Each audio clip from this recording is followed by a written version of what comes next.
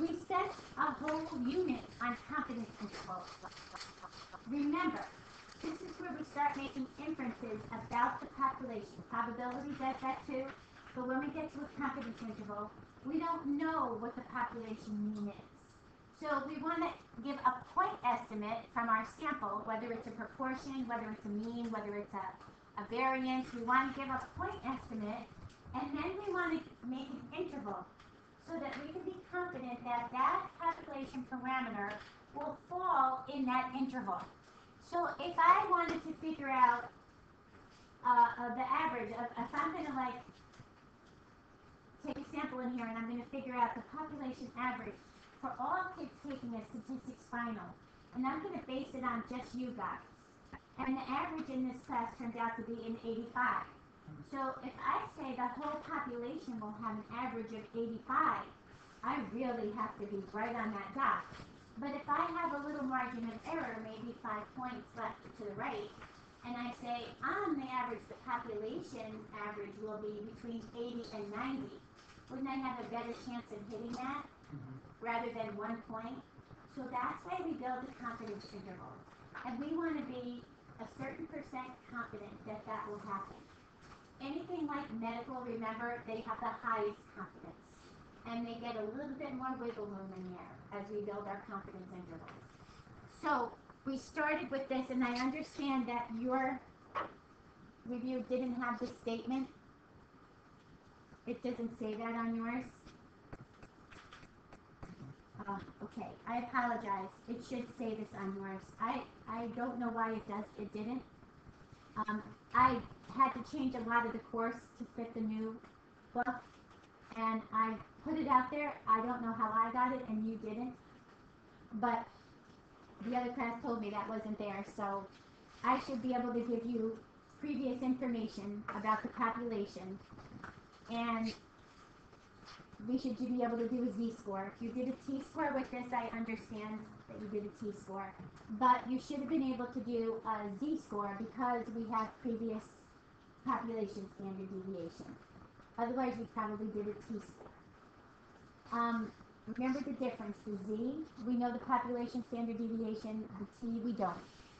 The p, it doesn't matter. We don't have to know either. We just take a proportion. So you're going to put all this in your L1. You're going to get your mean. You could keep it in terms of money. You have two choices. You could use your margin of error formula, and you can create your margin, your confidence interval. You can use your calculator for this. If you use your calculator, I keep flipping to the other side for me. Okay, if you use your calculator, it's in stat, it's in test, and they're the words with intervals in them. So it's going to start here, the z interval, that's this one. The t interval, and then there's a 1 proportion z interval. So it's got to say interval in it when you're doing it. If you went to test, you probably realize, whoops, hypothesis test. So look for the one with the interval in it. When do you use the proportion? One is when we do a proportion one. If we say like 400 people out of 680 said yes, then we use proportion. So if we did the z interval, you're going to put your information in. I don't know where this came from. We have your mean, 98.1, 11, and your N was 30, dishwashers. Level of confidence was 0.95, and we calculate. If you do this, remember how we pulled off your margin of error? We took your mean and we subtracted it off the high end, or added to the low end, or subtracted from the low end, whichever way you want to go. And this will give you your margin of error. There's your margin of error. It's a nice way to do that. You can use your formulas. The one thing I did want to mention, when we do this confidence interval, how we got that was we put the 95 in the middle. So we had to do 1 minus 0.95 divided by 2. We had to do it this way to get your confidence interval. I do have a table out there, and I think it's on your formula sheet as well. If not, it's on table 4. When you go to table 4 in the corner, there's about 4 of them down there. So that's where this guy comes from. This is EC. And most importantly is how you interpret this. You're going to be 95% confident that the population mean repair, it kind of got caught underneath there somewhere, of those dishwashers will fall between $90.06 and $106.16. You want to be confident that your population falls there, not your sample. And it's not 95% of your sample. It's your 95% confidence. This is a confidence interval that you're doing.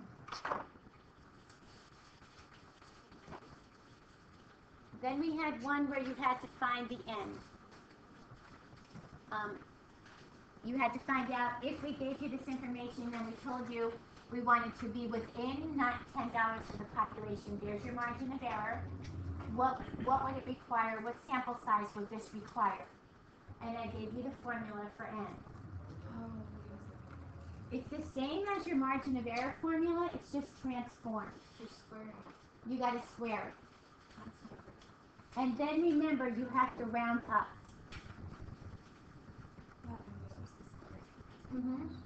Again, to find this, you're going to do the 1.99, and you're going to divide it by 2 to find your ZC. Square is the formula. You should say ZC.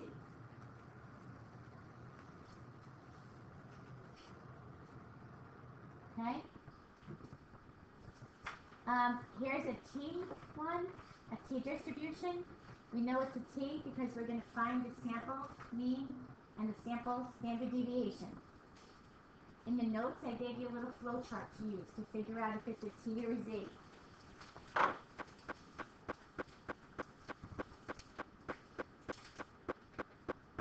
Okay? So you're going to basically do the same thing as your Z-square. Just use your margin of error for T. The table, on table 5, remember that level of confidence is across the top.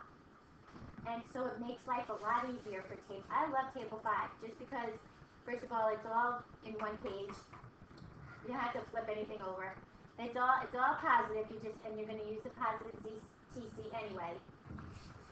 And it's got level of confidence in one tail, two tails. The tails are your test, but you follow the level of confidence across the top.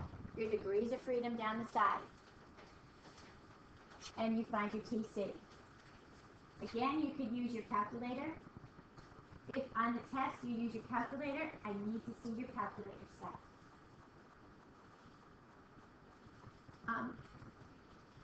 This one was a really good comparison here. Let's see if I can pull both of these up. In this one, I said do a Z interval. This was your T interval, so that you could see what the difference was in the intervals. The interval in the T is a little bit wider. And reason being, we don't know enough about their population. In the Z, we know a little bit about the population because we know the standard deviation. But in the T, we don't know enough about the population. So our guess has to have a little extra wiggle room. Are you going to give us the tables? Yes, I gave you all the tables. You didn't memorize them? You're supposed to memorize them by now. No, I gave you all the tables. I gave you your formula sheet that you have for your review. I gave you that formula sheet as well. Wait, this one. Oh, I'm sorry, for art, do you use the same thing in the house? You can do this in your calculator under Z test. Under Z interval. Sorry, Z interval. You can go for it. Yeah, I typed everything in and then it's giving me like 5 and something like that. Because N equals 34. N equals, it's got to be the N from this. What was the N in this one? I think it was only 8. N is, how many is in this sample? 10. 10. N is 10. It's for this sample. So what I'm saying here is, okay, say now I gave you a little background information, and you didn't have to use a T, you used a D. It gives you a little bit more wiggle room in the T. Remember we used the word wider. It's a little wider. Oh yeah, you can say the confidence interval is, or the T is wider. It's wider. And that's because of your margin of error is a little bit bigger. It's a little larger in your margin of error. Okay? Here's a proportion. Oh, nope, this is still a T. Still a T. Next one is proportion. So in the T again, you're going to either use your formulas or use your calculator. I know, remember, most of you like the calculator steps for confidence intervals. I happen to like the calculator steps too for the confidence intervals. I think they're easy to follow and they're easy to find because they have the word interval. Margin of error, building an interval. Again, the 99, you're doing 1 minus 0.99 divided by 2. You get your ZC. Or your, well, this is a TC, so we're not. So you're going to put this in and do your TC.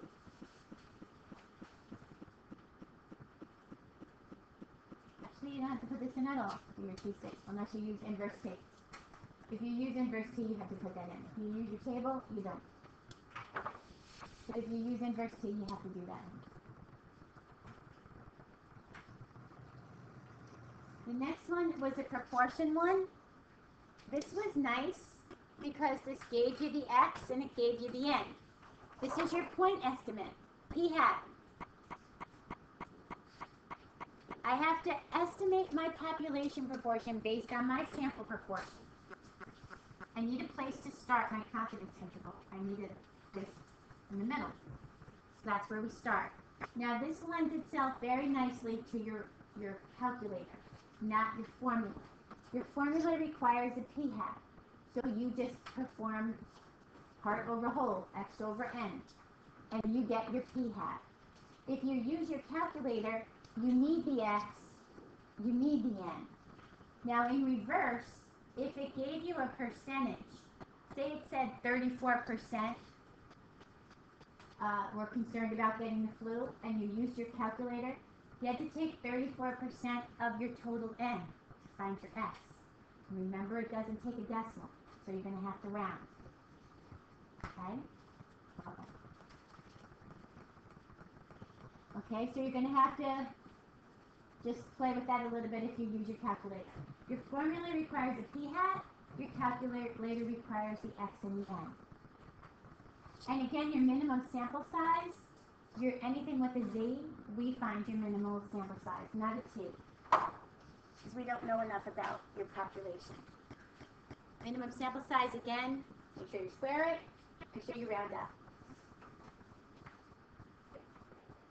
Questions on any of the confidence intervals so far? Now, the confusing one is usually the chi-square, but what's nice about the chi-square is, once you have the formulas, there's no choice. They've got to fit right into your formulas. The hardest part is finding your critical values. And on your formula sheet, I did write 1 minus your C over 2, 1 plus your C over 2.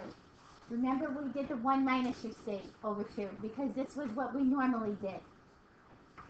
So if this is 0.025, then 1 minus that is 0.975. These were the headings that you were looking for in Table 6. We just did the 1 minus and we found the table was symmetric. We can do the 1 minus that. Pull up your degrees of freedom. Remember, your chi-square is the different one. It's the area to the right. So that we don't get confused, we look the both numbers up. The smaller one is on the left. The larger one is on the right. In your formula, though, the larger one goes on the left because you want to divide and get a smaller number. So you want that interval to be set up. If you place them the other way, all you got to do is take your confidence interval and just swap the numbers around. Don't swap the signs around. Swap the numbers around. Wait, I got like 1 minus 0.95 is 0.05. Yep, divided by 2. 0.025. So 0.025 and 0.975. This is what we normally do for your inverse norm. So remember when we did the chi-square, we kind of kept it the same. We just did this one. We didn't do the other one. We took this one and then we just subtracted it from 1. Because it kind of keeps with your inverse norm for your confidence intervals. Once you build your statement, the only thing here is if you're given a standard deviation, you square it. If you're given a variance, you don't square it. It's already squared. Once you find your variance interval, just take the square root and find the standard deviation one.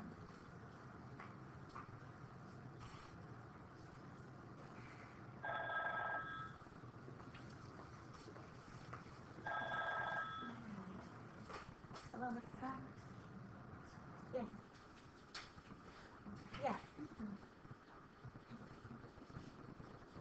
Okay, sure. Okay, thank you. Bye. Billy, you're set. Can you go back to the health office because your mom is going to get you? Okay. Any questions on this at all?